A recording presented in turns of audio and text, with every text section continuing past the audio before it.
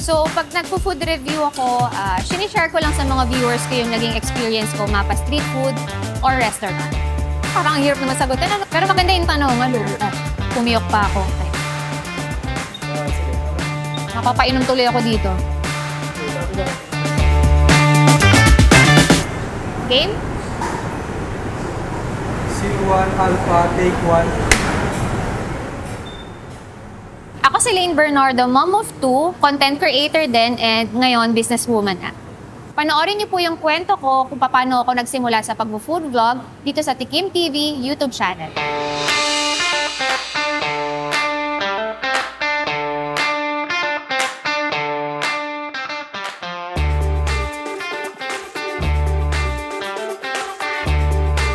So, nag-start akong gumawa ng mga contents 2018, pero nung time na yon beauty contents pa. So, nung 2021, nag-start ako mag-start ng food contents na. Hanggang ngayon, focus pa rin ako sa mga food content creation.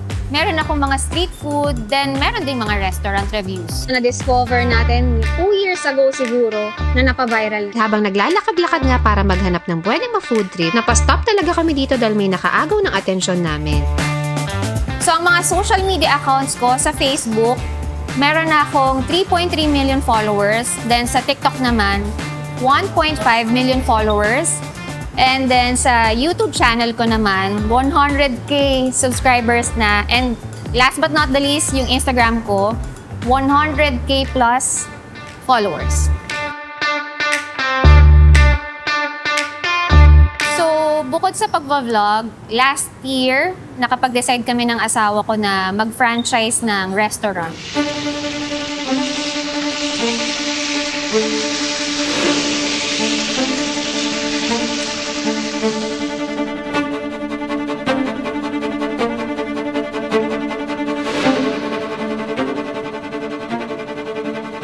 Dito, ang ino-offer namin mga steak na very affordable lang. Meron kami ditong mga local steaks, imported. So pagdating sa mga imported, meron kaming grass-fed ribeye, USDA, and tomahawk.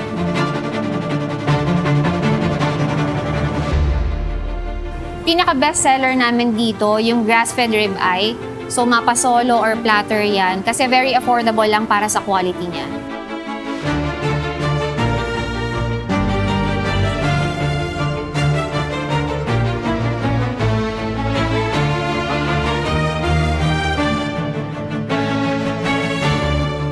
So, nag-o-open kami dito ng 10 AM hanggang 12 midnight, Monday to Sunday.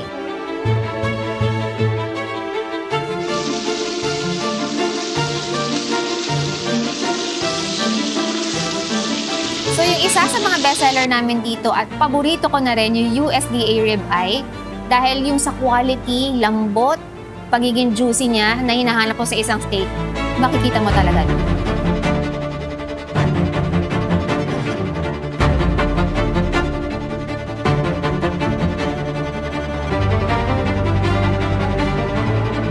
So, nag-franchise kami ng Escobar Steakhouse dito sa may Shaw Boulevard, Mandaluyong.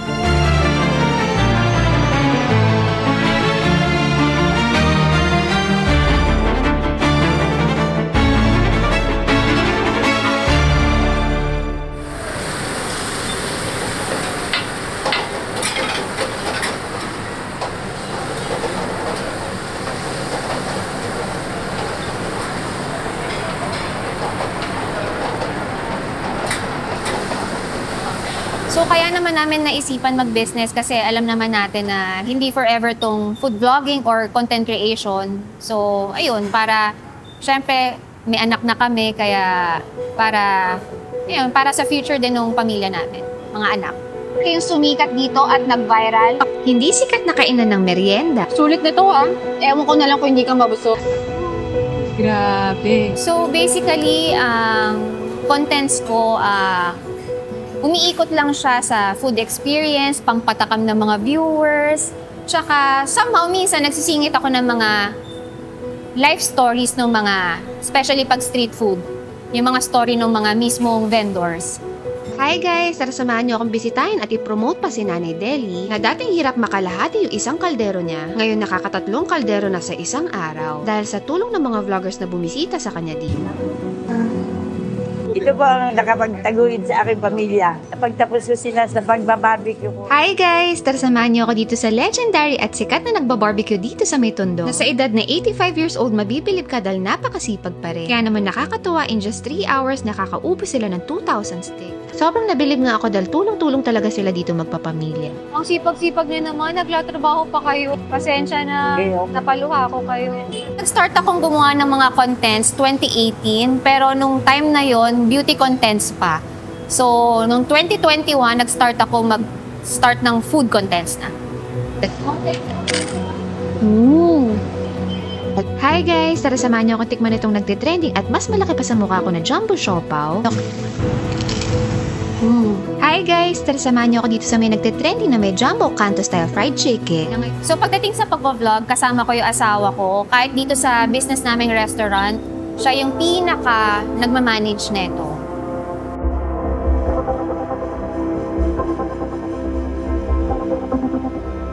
Talagang team kami.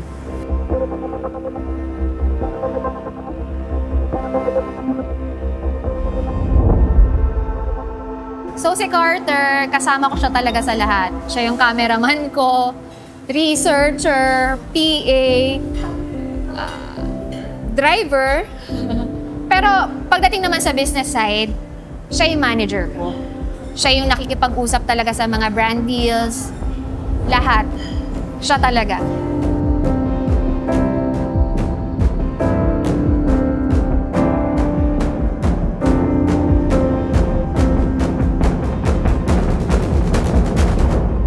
In fairness, ito yung nakakatuwa sa kanya. Kahit maliit yung kalye, game na game siya. Tirik man yung araw, umuulan man, laban pa rin.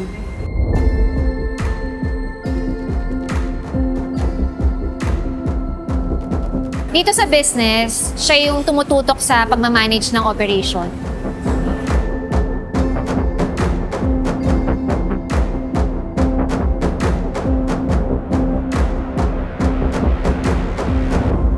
Wala ako dito kung wala siya.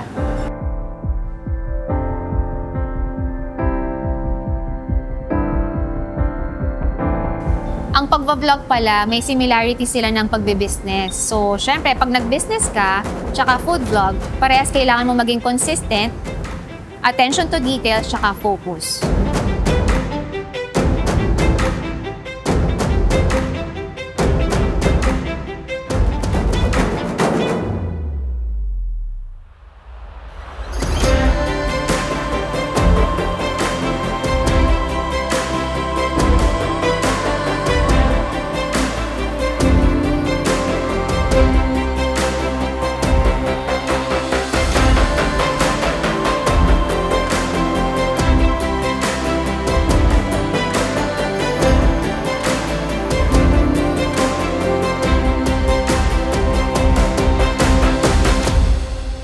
Sa pagko-content nyo po, meron na rin po ba kayong nasubukan o na-experience na hindi magaganda mga pangyayari o mga pangyayari na medyo hindi nyo malilimutan?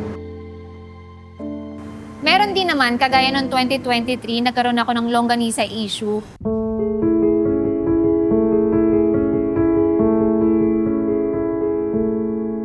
Pero ganun talaga eh, hindi mo naman makokontrol yung mga sasabihin lahat ng tao eh.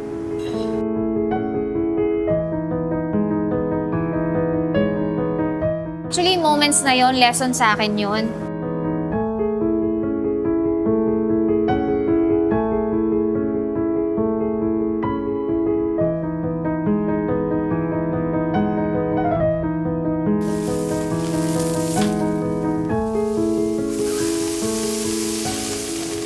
Alam ko na ngayon na iingatan ko or kailangan ko maging careful sa mga bibitawan kong salita.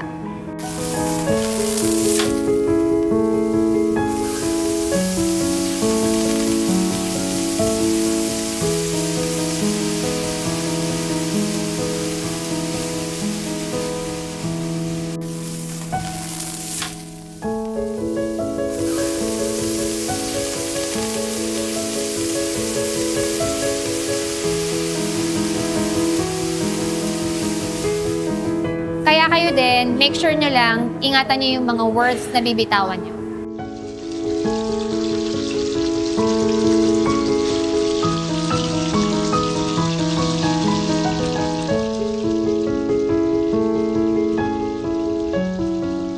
So sa mga gusto maging content creator, huwag kayong mamblema sa gamit. Kahit cellphone lang yan, kung anong hawak nyo, okay na yan. Importante, may masimulan kayo. At syempre kasama na rin dyan yung lakas ng loob at pagiging consistent. Kailangan flexible ka. Of course, totoo rin sa sarili. And relatable sa'yo yung mga viewers mo. Ang importante, gusto nyo rin yung ginagawa nyo. Para sa akin, mahalagang alagaan yung image kasi bukod sa may mga brand deals ako, may mga viewers akong naniniwala sa akin.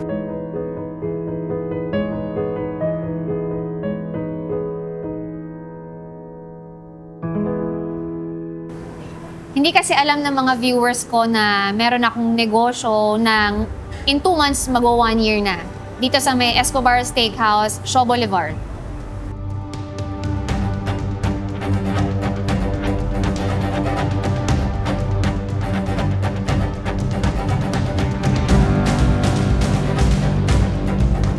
So, perfect to sa family, mga magbabarkada, or kung any celebration na gusto nyong i-celebrate, pwedeng-pwede dito.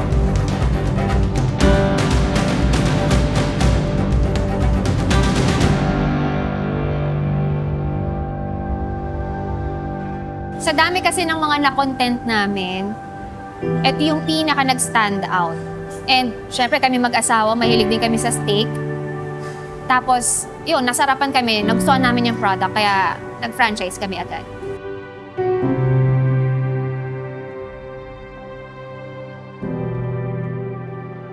So, magugustuhan nila dito kasi very cozy, homey yung vibe, maaliwalas, marerelax ka talaga. At kapag weekends naman dito sa amin, Saturday, Sunday, may nagpe-perform ng acoustic. So, ang kinagandahan dito kasi hindi sila mamumblema sa parking, maraming parking space dito. Sa mga steaks na ino-offer namin dito, meron din kaming smoked Angus beef belly, truffle pasta, aglio olio, sausage, and mga wines meron din kami.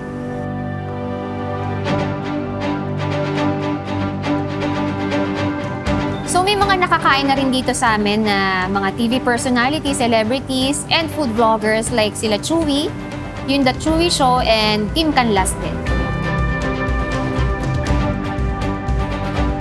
So sabi naman ni Chewy, ang nagustuhan niya dito is yung lambot.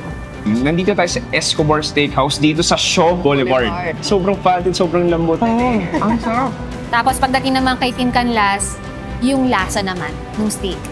Yun yung maganda sa steak eh. Parang nagdadala na lang talaga yung natural na beef flavor tapos tutulungan lang siya nung salt and pepper eh. Tapos pag sinabay mo yung garlic, mas nagiging perfect, mas rich yung flavor.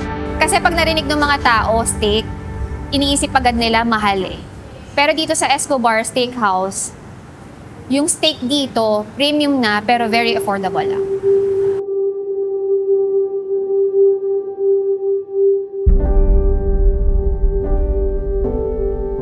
Oo, natakot kami at first kasi syempre wala rin naman kaming experience sa pag-manage ng restaurant. So, yeah, ano na lang, risk na lang.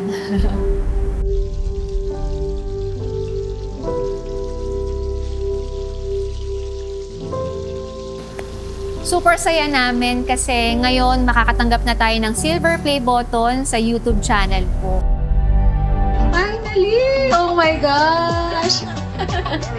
After so many years. 7 years in the making, dugot pawis talaga.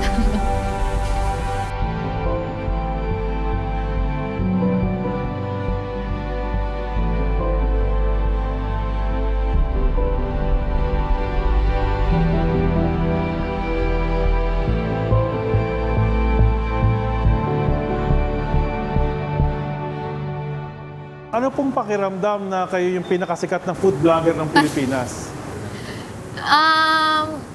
Actually, parang hindi ko naman, parang hindi ko feel na sikat ako, pero very humbling. Tsaka mas nakaka-motivate na gawin pa yung best.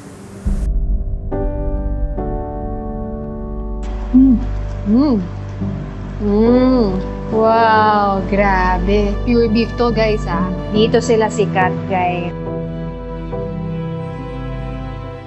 Ma'am, gaano kahalaga ang mga food vlogger sa industriya ng pagkain? Nabibigyan sila ng chance makilala, mapromote yung business nila, at syempre, maging successful yung business nila.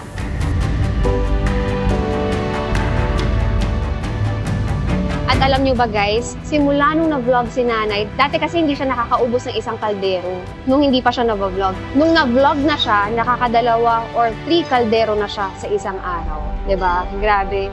Nakakatuwa na ang daming tumatangkiling kay nanay. Anong pakiramdam kapag yung isang na-feature nyo, dinumog ng tao, pinilahan, bilang content creator, ano masasabi nyo doon? Naging bahagi kayo nila? Masarap sa pakiramdam. Parang ano siya kumbaga very fulfilling. Parang ano kasi rewarding sa pakiramdam. Basta unexplainable, basta masarap sa pakiramdam. Paano? Hindi naman ako nasisiro.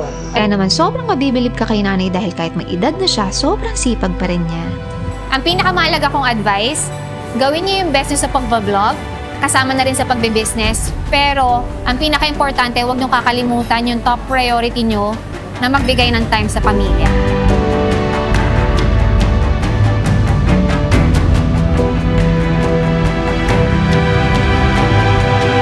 At ito ang aking kwento.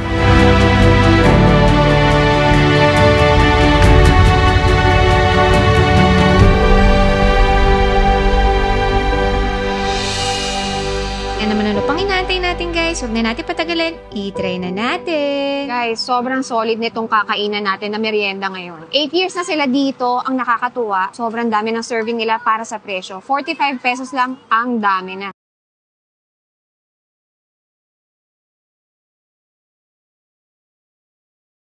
For more inspiring food stories, please subscribe to TKIM TV YouTube channel.